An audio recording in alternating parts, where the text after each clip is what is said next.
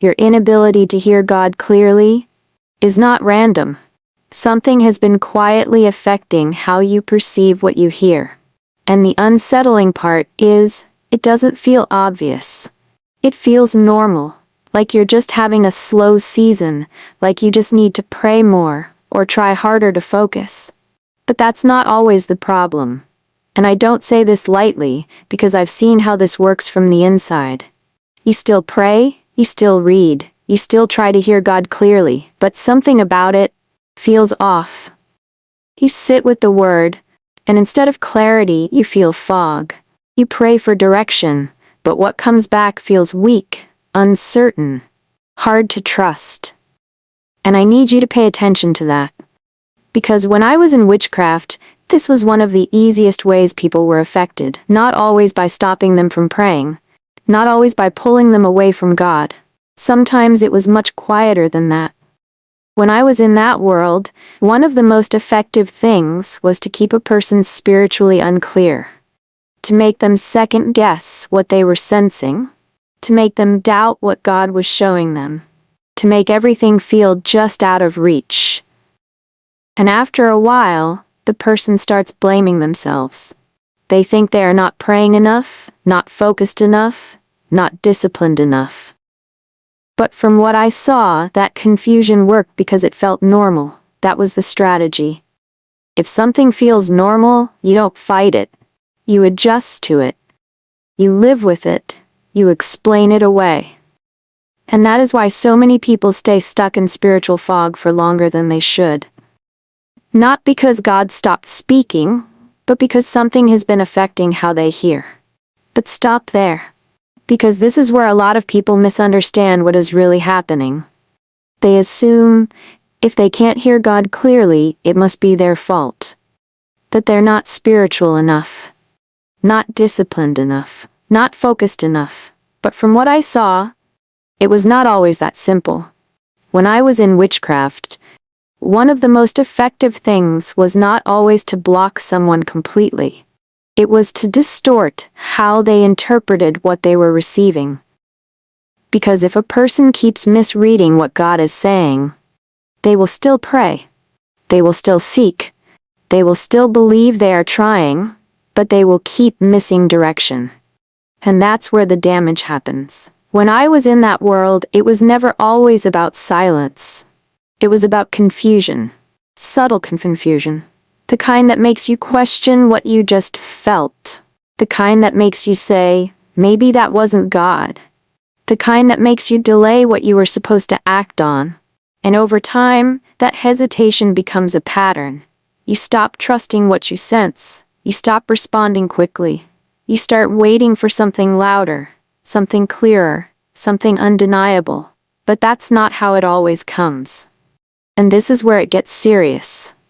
Because the longer this continues, the more disconnected you begin to feel. Not because God is far from you, but because your ability to recognize His voice has been slowly weakened. And if that pattern is not broken, you can spend a long time asking for direction while consistently overlooking what has already been given. And that is what so many people do not realize. They think hearing God clearly always has to feel powerful, obvious, immediate, undeniable. But when I was in witchcraft, one of the ways people were affected was by training them to distrust quiet clarity, to ignore gentle conviction, to overlook simple warnings, to keep waiting for something dramatic while missing what was already there. And that pattern is dangerous. Because once a person starts doubting every spiritual impression, they become easier to keep in cycles. Easier to delay, easier to frustrate, easier to keep spiritually tired. That part matters. Because not every blocked season starts with rebellion. Sometimes it starts with repeated misinterpretation. A person senses something, then doubts it, feels warned about something, then dismisses it, feels led to step back, then talks themselves out of it. And after enough of that, their confidence in hearing God starts breaking down. When I was in that world, this was one of the easiest things to build into someone's life. Not loud oppression, not something obvious, Just enough spiritual fog to make them second-guess what should have been clear. Just enough inner noise to make discernment feel difficult. Just enough delay to make obedience inconsistent. And little by little, the person starts feeling like God is hard to hear. But the deeper issue is not always that God is hard to hear. Sometimes the issue is that something has trained you to keep talking over what He is already saying. Not all at once. That's the trick, little by little. Until confusion feels normal, until hesitation feels wise, until spiritual dullness starts feeling like maturity.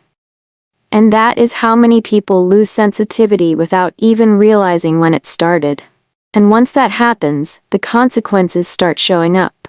Not always in dramatic ways. Sometimes it shows up in missed warnings, wrong decisions, delayed obedience, wrong attachments, spiritual inconsistency.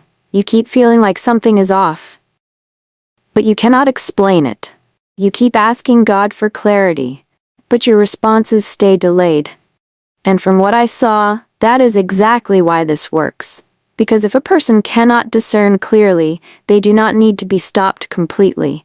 They just need to be kept slightly out of alignment, slightly unsure, slightly hesitant, slightly disconnected. And that is enough to keep damage going for a long time. When I was in witchcraft, this was one of the reasons confusion was so useful.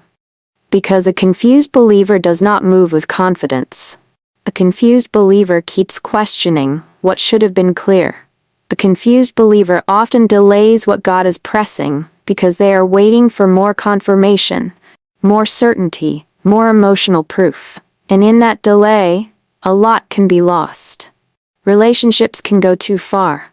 Wrong doors can stay open. Warnings can be ignored. Cycles can repeat, and the person keeps thinking they just need to pray harder. But pay attention to this. The issue is not always that God is not speaking.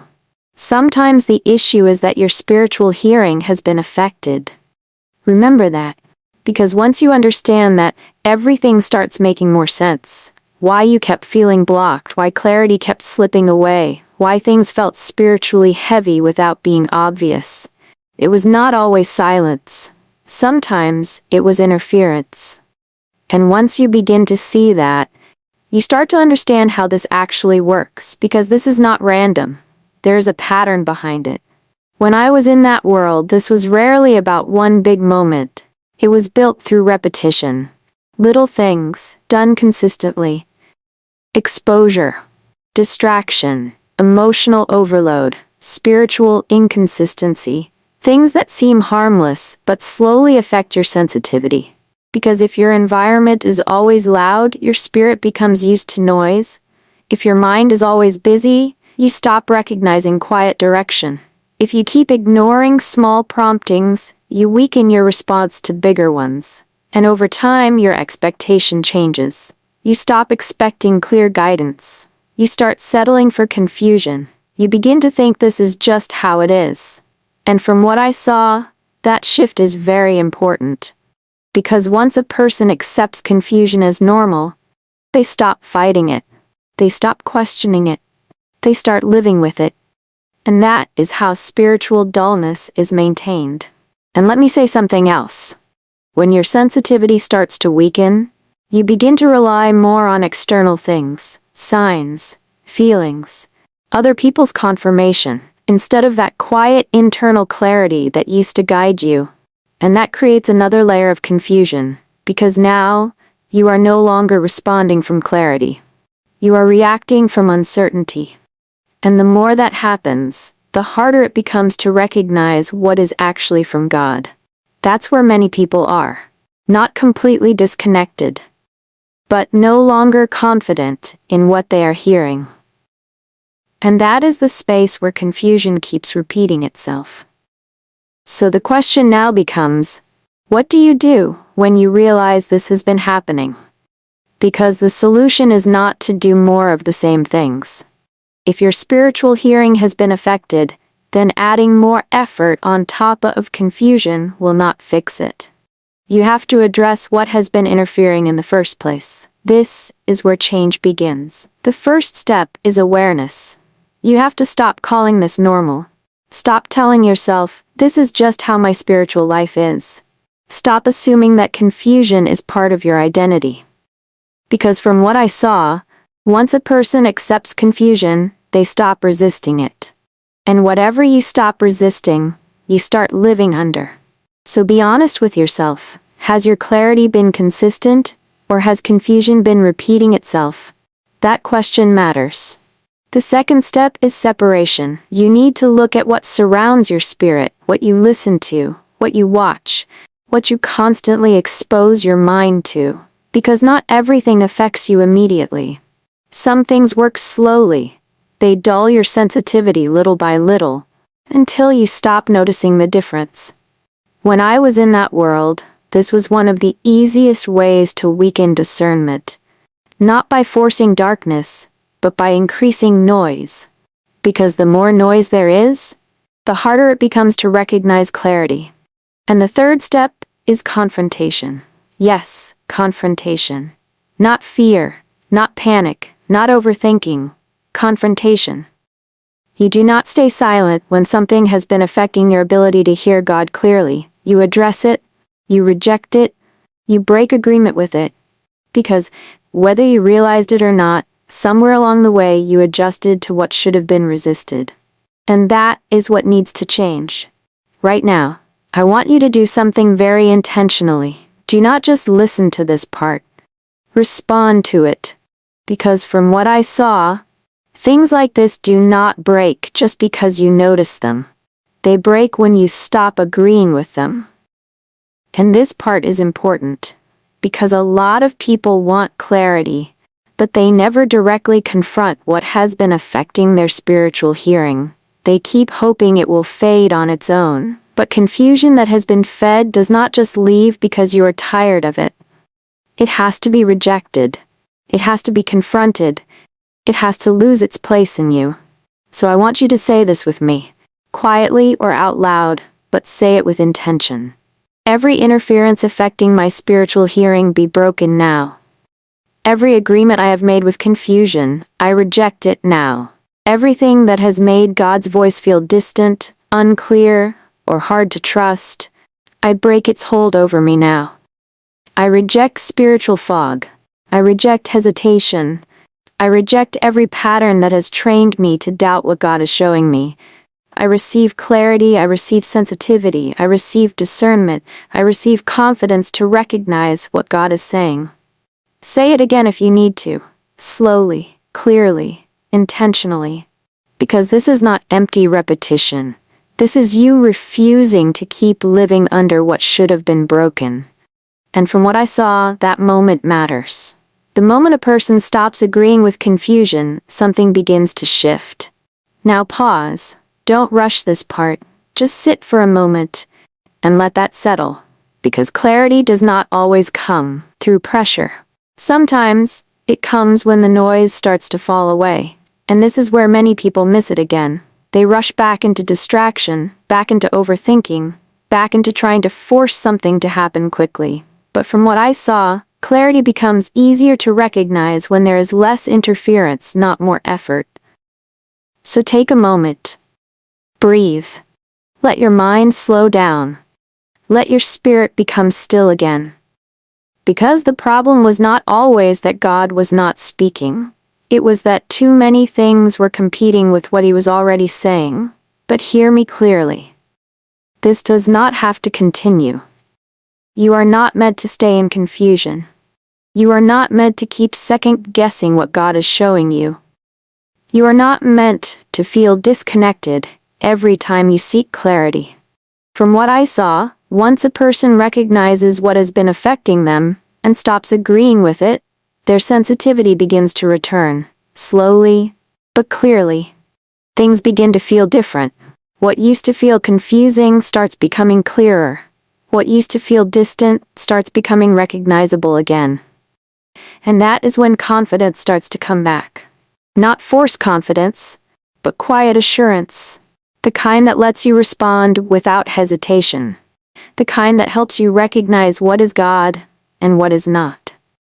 So if you've been wondering why things have felt off, why your clarity has been inconsistent, why hearing God has felt difficult, now you understand. It was not just silence.